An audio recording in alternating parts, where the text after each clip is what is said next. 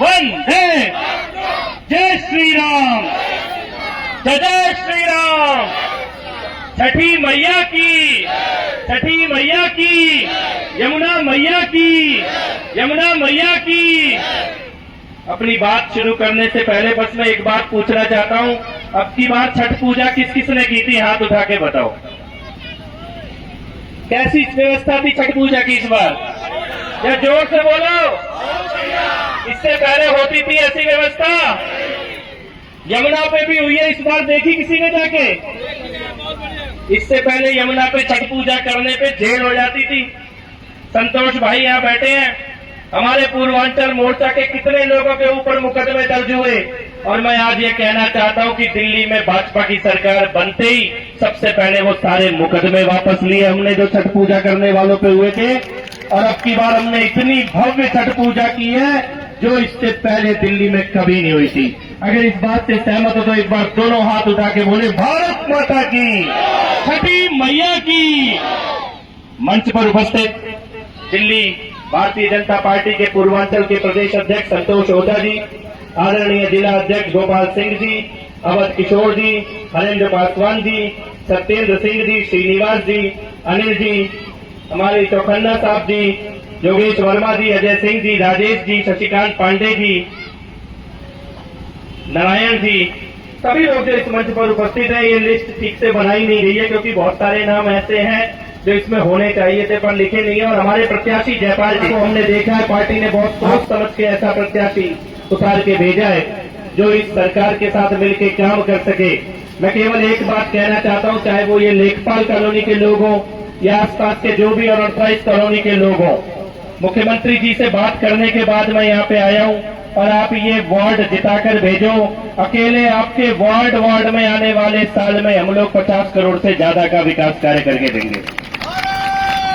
कोई भी ऐसी गली नाली सड़क खड़ंजा ऐसा नहीं है जिसको तुरंत पूरा ना किया जा सके। ज्यादातर की तो योजना भी बन चुकी है। अभी मुझे बताया था कि उनकी योजना बन के प्रस्ताव पास हो चुका है और केवल चुनाव की आचार संहिता लगी हुई है, इसके कारण वो काम शुरू नहीं हुआ है।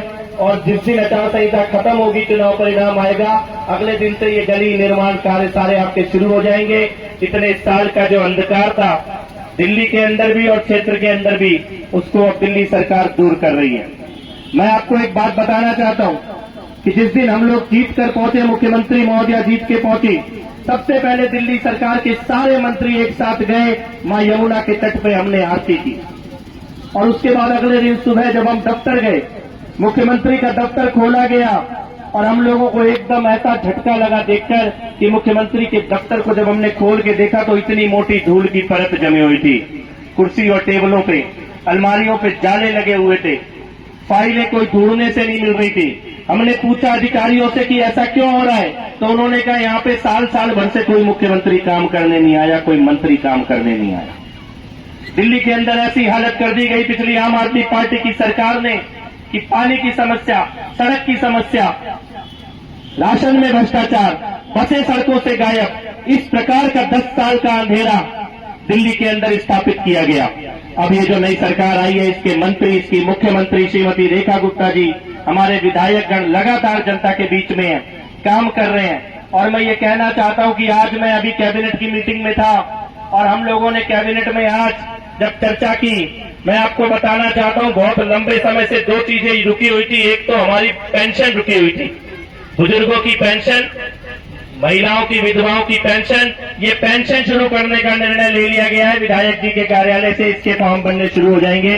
और दूसरा, नए राशन कार्ड जो कि बनने रुके हुए थे, इसका भी मुख्यमंत्री महोदया ने निर्णय लिया है। और जितने लोगों के भी राशन कार्ड दिल्ली में नहीं बने पिछले 10 साल में, पिछली सरकार ने नहीं बनाए, उनके सबके राशन कार्ड बनाने का काम हमारी सरकार शुरू करने जा रही है। छोटी छोटी चीजें जिनके लिए आपको तरसा दिया गया था कि बस अच्छी हो, सड़क अच्छी हो, कॉलोनी पक्की हो जाए, नाली बन जाए, पीने का पानी साफ आने लग जाए, इन सबको लेकर संकल्पित होकर हम लोग काम कर रहे हैं। इस बार दिल्ली के बजट में जल बोर्ड को 20,000 करोड़ रुपए का केवल बजट इसलिए दिया है कि आने वाले 2 साल के अंदर दिल्ली के हर घर में पाइप से पीने का पानी आपके घर में पहुंचना शुरू हो जाए। इसके लिए मुख्यमंत्री रेखा गुप्ता जी ने निर्णय भी लिया है और पैसा भी दिया इस काम को करने के लिए। तो मैं तो केवल इतनी विनती करने आया हूं, जैसे आपने विधायक जी को जिताकर भेजा है अभी विधानसभा में, ये चुनाव उतना ही महत्वपूर्ण है और मुंडका में विजय को लेकर कोई संशय भी नहीं है। लगभग निश्चित है कि मुंडका हम जीतने जा रहे हैं, ये पूरा वार्ड हम जीतने जा रहे हैं। अब केवल कितने बड़े अंतर से जीतेंगे ये देखने की बात है। 30 तारीख को सुबह सुबह वोटिंग की लाइन में लग जाना, कमल का बटन दबा के भारतीय जनता पार्टी के जयपाल जी को जिताकर आप भेजिए और आपके विकास कार्यों को कराने की जिम्मेदारी हमारी है। हम आपके सारे विकास कार्य पूरे कराएंगे। तो बस अंत में मैं इतना कहना चाहता हूं, दोनों हाथ उठा के जो लोग 30 तारीख को कमल का बटन दबाने का संकल्प